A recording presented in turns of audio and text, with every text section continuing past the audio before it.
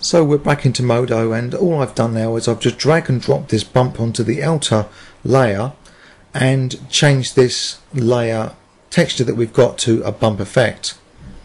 Now what you may notice at this particular point is the bump may not be aligning up perfectly to the actual texture where the veins are, and there's a reason for this. If we go to the UVs, you don't know if you remember earlier on, but the inner eye I reprojected from the front view again, but I didn't do it for the outer eye.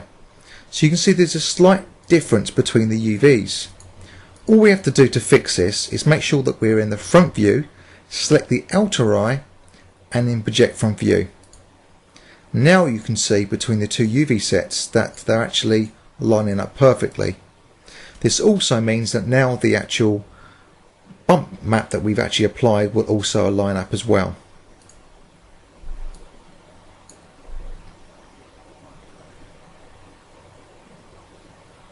And you can just see that working very nicely there.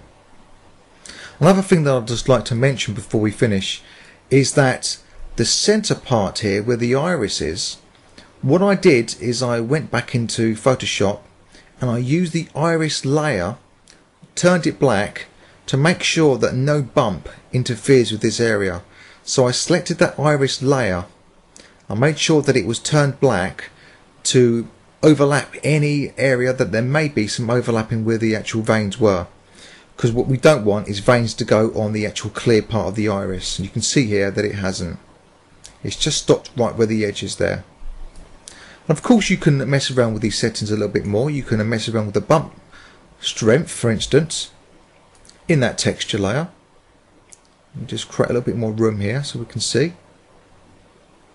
We've got the bump strength there, and we can increase these if we wanted to.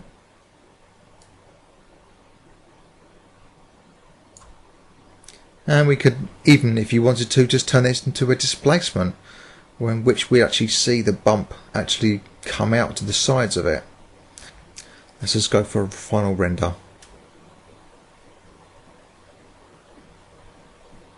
So as I mentioned before, the couple of things that I would like to change would be the actual outside of the pink, change the hue on that a little bit, and I would probably increase the actual reflection just a little bit more. And these are things that are so easy to do.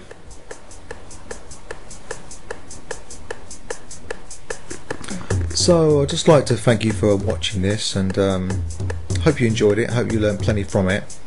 I hope to see plenty of eyes being made and put into your characters. Thank you. Bye for now.